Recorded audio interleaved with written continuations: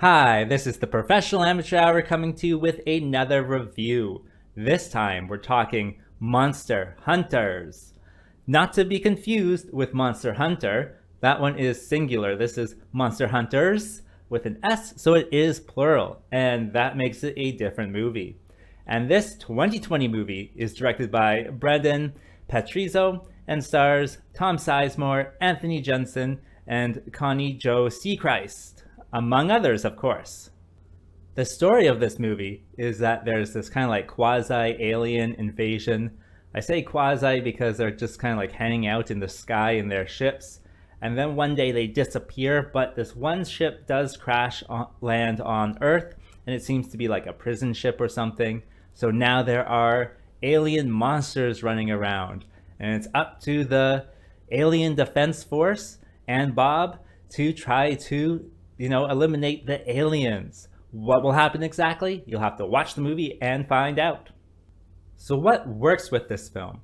Well, this is an Asylum film, so they do, have their regular actors. Here they have Tom Sizemore and Anthony Jensen.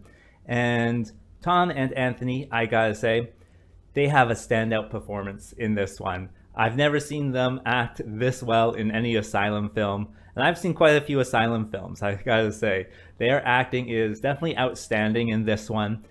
Tom, he's always the general, and he is the general in this one, but he really seems like he's cares about like his like subordinates, and he's always like touching his face and acting worried, and that's really cool.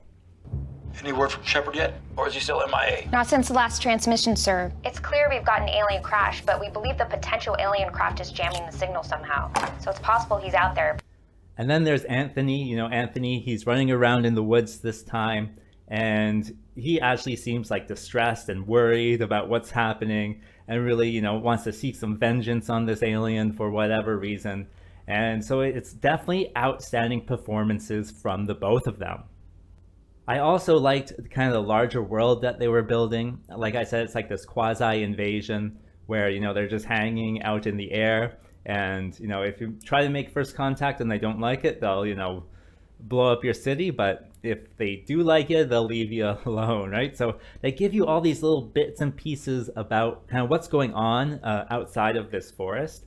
And that really gives the audience like this little puzzle to kind of put together throughout the movie. So I really enjoyed that. I enjoyed kind of like thinking about how all of this kind of fits together. I thought that was really cool. In addition, I really liked their arsenal of props that they have. They have a bunch of laser guns, gravity guns, something, they don't say it, but I would call it like a las cannon or something. And so it's very interesting, all of these alien weapons that they get to use. They don't have enough power for all of them, so that's, causes issues within the plot. But all of them are really interesting. I really thought that was an interesting kind of side story in this about how are they going to power up their weapons, right? And so that was really cool, very interesting. This movie also doesn't take itself too seriously, which I think is a plus because, with these things, they're laughing along with it. So I don't feel bad laughing at it. And so there's definitely, a few laughs in there, which is always a plus. And lastly, this is an Asylum film, so they are known for, their movies being people talking in rooms. However, this one is not really like that. There's actually like running around in the forest for the most part. And they also have like purpose for, running around. Like they have to run over there, get their arsenal, bring it back, then go find their guy and then bring him back and then go to the crash site and then all of this stuff. So they're always doing something. It's always moving forward with the plot.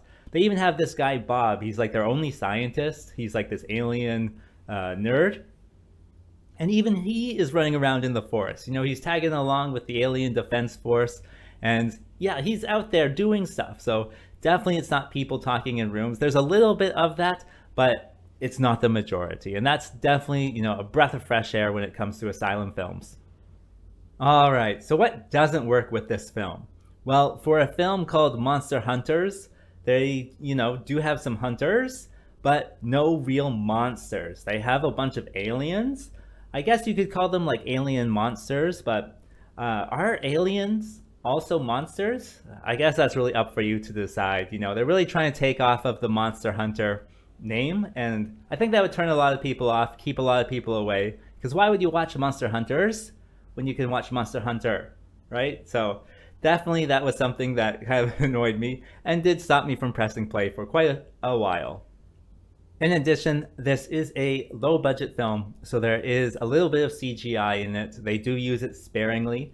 I think how they use it and when they use it is pretty good, actually. The CGI itself is not the best. It's not bad for sure, but they do use it sparingly, and I think the way they use it definitely kept my attention. They used it just enough, I thought, in this one. So there is that as well. And that brings me to who I would recommend this movie for. Well, I think if you're a low-budget sci-fi fan, definitely check this one out. It's worth your time, especially with Tom and Anthony's performances. Definitely worth it. As for a rating, I gotta give this one an okay score of 4. And having said that, I think that's all I wanted to say. So like and subscribe, and I will see you next time.